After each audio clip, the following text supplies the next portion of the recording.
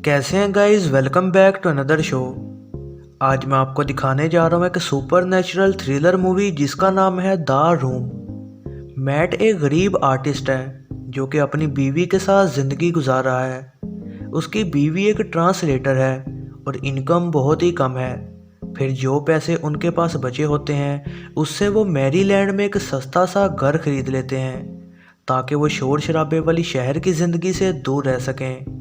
फिर घर की सफाई के दौरान वो एक स्टील का दरवाज़ा देखते हैं जो कि खाली कमरे में खुलता है। फिर बार बार इलेक्ट्रिक शॉर्टेज की वजह से अगले दिन वो एक इलेक्ट्रीशियन को बुलाते हैं, लेकिन वो देखते हैं कि पावर लाइंस अजीब तरह से बहुत बड़े बोर्ड में से बाहर निकल रही हैं।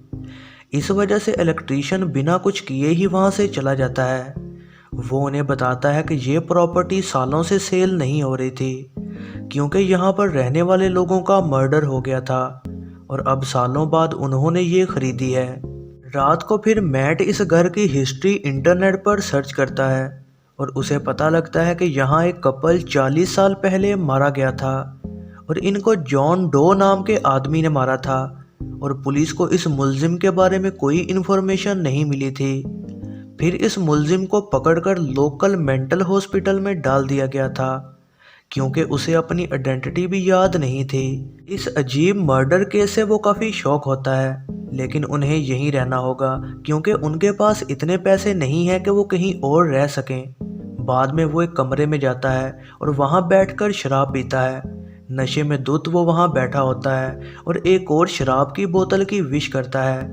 फिर लैंप ऑन ऑफ होता है और वो ये देखकर हैरान रह जाता है कि वो कमरा उसे एक शराब की बोतल देता है जिसकी उसने विश की थी। अगली सुबह केट मैट को उसी रूम में देखती है और उसके पास कई मशहूर पेंटिंग्स होती हैं जैसे कि मोनालिसा की पेंटिंग जो कि काफ़ी महंगी भी है। मैट एक्साइटेड होकर उसे बताता है कि कमरा किसी किस्म की जादुई ताकतें रखता है और आप जो भी विश करो ये कमरा वो दे देता है। केट पहले यकीन नहीं करती, लेकिन फिर उसे भी ये सच पता लग जाता है जब वो लाखों डॉलर्स की विश करती है। अगले कुछ दिनों में कपल अपनी नौकरी छोड़ देता है और सारा दिन उसी रूम में पार्टी करता रहता है जो कि उनकी लगातार हर विश को पूरा करता रहता है। इतनी ज़्यादा दौलत देखकर वो उस मर्डर केस को भी भूल जाते हैं जो यहाँ पर हुआ था। फिर जैसे जैसे टाइम गुजरता है वो दोनों इस लग्जरी लाइफ से बोर होना शुरू हो जाते हैं क्योंकि अब वो हर चीज़ हासिल कर सकते हैं बिना कोई मेहनत किए ही। फिर अपनी बीवी को खुश करने के लिए मैट कहता है कि वो अब एक बच्चे को पैदा करें क्योंकि वो समझ रहा होता है कि वो इस जादुई रूम के साथ अपने बेटे को एक बेहतर ज़िंदगी दे सकेगा। केट इस बात पर गुस्सा होती है और उसे याद दिलाती है कि उनके पहले भी 2 मिसकैरेज हो चुके हैं और वो एक और दुख नहीं झेलना चाहती। फिर वो इस बात से परेशान होता है और वो केट के इस आइडिया से काफ़ी डर जाता है जो कि मैजिक रूम से एक बेटे के लिए विश करना चाहती है। मैट उसे ऐसा करने से रोकता है, लेकिन केट चुपके से उस रूम में एक बेबी की विश करती है। फिर बहुत डरते हुए मैट उसे कहता है कि ये उसने बहुत गलत किया है और वो मैजिक रूम में इस बच्चे को वापस भेजने की विश करता है, लेकिन वो ऐसा नहीं कर पाता। फिर ये देख कर के उसकी बीवी बच्चे के साथ बेहद खुश है, मैट उसे एक्सेप्ट करने का फैसला करता है, लेकिन बाद में वो मर्डर केस की वजह से परेशान हो रहा होता है। वो एक दिन उस कातिल को ढूंढने घर से बाहर जाता है। फिर उस मेंटल हॉस्पिटल में मैट उस कातिल जॉन डो से मिलता है जो कि अब काफ़ी बूढ़ा हो चुका है और वो उससे जानना चाहता है कि उसने 40 साल पहले उस कपल को क्यों मारा। बूढ़ा आदमी उसे बस यही कहता है कि उसे ये करना ही था। फिर वो मैट को वार्न करता है कि वो घर को छोड़ दे इससे पहले कि बहुत देर हो जाए। मैट फिर जहन में हज़ारों सवालों के साथ वहाँ से चला जाता है। फिर वो अपनी कार में पेट्रोल भरने को उस कैश को इस्तेमाल करना चाहता है जो कि जादुई कमरे ने बनाया था। वो ये देखकर डर जाता है कि कैश जो उसने अपनी पॉकेट में डाला था वो राख बन चुका है। वो फिर डरते हुए घर जाता है और फिर कुछ पैसों को विंडो से बाहर फेंकता है और वो पैसे फौरन राख में बदल जाते हैं। फिर वो इस थ्योरी को टेस्ट करने को पेंटिंग को आधा घर के अंदर और आधा बाहर रखता है और उसे पता लगता है कि हर वो चीज़ जो घर से बाहर निकले वो फौरन राख में बदल जाती है और जो चीज़ अंदर रहे वो ठीक रहती है। मैजिक रूम के इस सीक्रेट का पता लगने के बाद वो वहाँ के फर्श और दीवारों को तोड़ देता है उसे पता लगता है कि वो दीवार और फर्श इलेक्ट्रिक तारों से भरा हुआ है, जिससे उसे पता लगता है कि यही तारें ये मैजिक पावर्स बनाती हैं, जिससे कि घर में मौजूद कोई भी चीज़ राख में नहीं बदलती। जब उसे इस बात का एहसास होता है, तभी केट कहती है कि वो बच्चे को बाहर ताज़ा हवा दिलाने को ले जाना चाहती है। वो उसे ऐसा करने से नहीं रोकता। बच्चा घर से बाहर निकलते ही बड़ा होना शुरू हो जाता है और केट ये देखकर डर के मारे चीखना शुरू हो जाती है। मैट जल्दी से बच्चे को वापस घर में लाता है और उसे पता लगता है कि वो अब एक जवान बच्चा बन चुका है। फिर सच्चाई जानने के बाद केट को हमेशा के लिए बच्चे को घर में ही रखना होगा और वो बच्चे को बाहर जाने से रोकने को हर कोशिश करती है और वो कहती है कि बाहर कोई खतरनाक वायरस है। किसी दिन लड़का अपनी उंगलियां घर से बाहर निकालता है, लेकिन तभी उसे उसकी माँ ऐसा करने से रोक देती है और फिर वो वहाँ की तमाम खिड़कियाँ और दरवाजे सील कर देती है ताकि वो बच्चे को दोबारा ऐसा करने से रोक सके। कपल की शादी तबाह होना शुरू हो जाती है क्योंकि अब केट का सारा ध्यान उस बच्चे पर ही रहता है, लेकिन मैट उसे इग्नोर करता है और उससे बहुत तंग आ चुका होता है। कुछ दिनों बाद लड़के को उस मैजिक रूम के सीक्रेट का पता लग जाता है। फिर इसको चेक करने को वो एक नई दुनिया की विश करता है, जहाँ पर वो खुद को एक स्नोमैन बनाकर एंटरटेन करता है। केट अपने बच्चे के इस आइडिया पर बहुत खुश होती है, लेकिन मैट को पता होता है कि ये उनके सबसे डरावने ख्वाब का आगाज़ हो रहा है। वो गुस्से से लड़के को अंदर लेकर जाता है और दरवाजे को लॉक कर देता है। ठीक उसी टाइम उसे जॉन डो की कॉल आती है। ये पता लगता है कि जॉन डो भी एक बच्चा था जिसको कमरे में विश किया गया था और इसी वजह से पुलिस को उसकी आइडेंटिटी का पता नहीं लगा।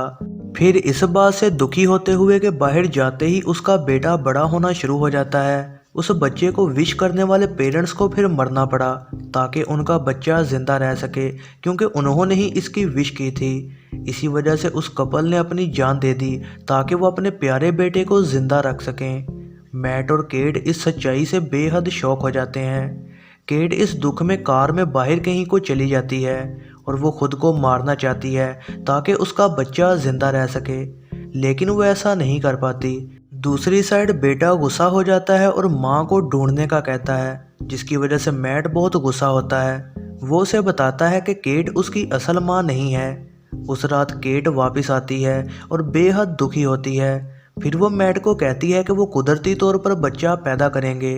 अगली सुबह वो दोनों जागते हैं। वो ये देखकर शॉक हो जाते हैं कि उनका वो बच्चा अब एक आदमी बन चुका है, लेकिन उसमें कुछ कमजोरियां भी हैं। उसने जानबूझकर खुद को घर से बाहर निकाला क्योंकि उसने सुन लिया था कि वो दोनों एक और बच्चा पैदा करना चाहते हैं और वो कहता है कि केट ने उसके साथ बहुत झूठ बोले हैं। फिर वो उन दोनों को गन से डराना शुरू कर देता है, लेकिन केट उसे समझाते हुए डिस्ट्रैक्ट कर देती है और वो कहती है कि वो हमेशा साथ में रहेंगे।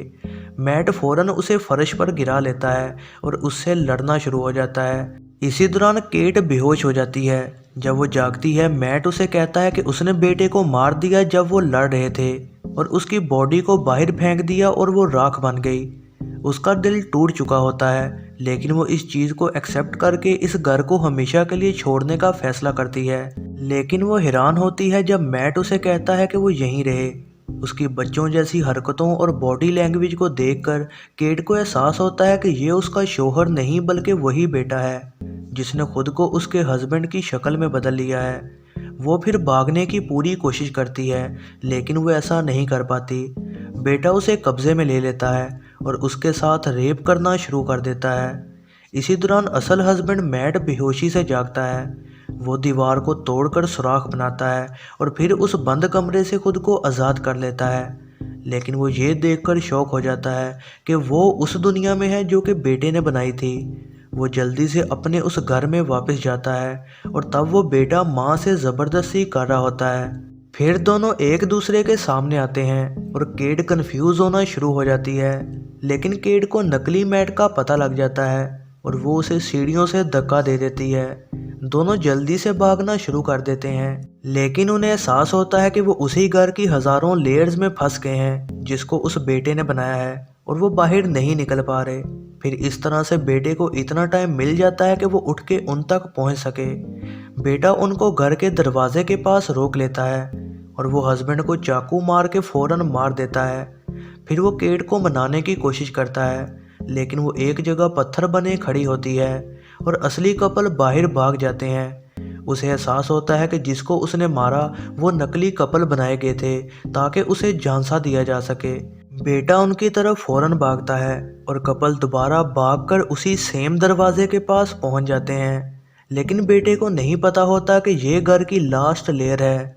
बेटा मैट की तरफ भागता है और वो उसे खींचकर असल दुनिया में बाहर ले आता है, जहां बेटा बहुत जल्दी बूढ़ा होना शुरू हो जाता है और घर को वापस भागना चाहता है, लेकिन केट दरवाजे को लॉक कर देती है। वो उसे बस देखती रहती है, जो कि बचने के लिए भीख मांग रहा होता है। फिर वो बूढ़ा होकर राख में बदल जाता है। फिर इसके कुछ टाइम बाद ही कपल इस शैतानी घर को छोड़ देता है और वो एक होटल में रहने को चले जाते हैं। फाइनल सीन में केट खुद को होटल के कमरे में लॉक कर देती है। वो ये देखकर बहुत डर जाती है कि उसका प्रेगनेंसी टेस्ट पॉजिटिव है और table lamp bar bar on off हो रहा है। यह है जरना मूवीज़ रिव्यू। वीडियो पसंद आई हो तो लाइक ज़रूर कीजिएगा और ऐसी ही नई वीडियोस के लिए चैनल को सब्सक्राइब और बेल नोटिफिकेशन को ऑन करना ना भूलिएगा।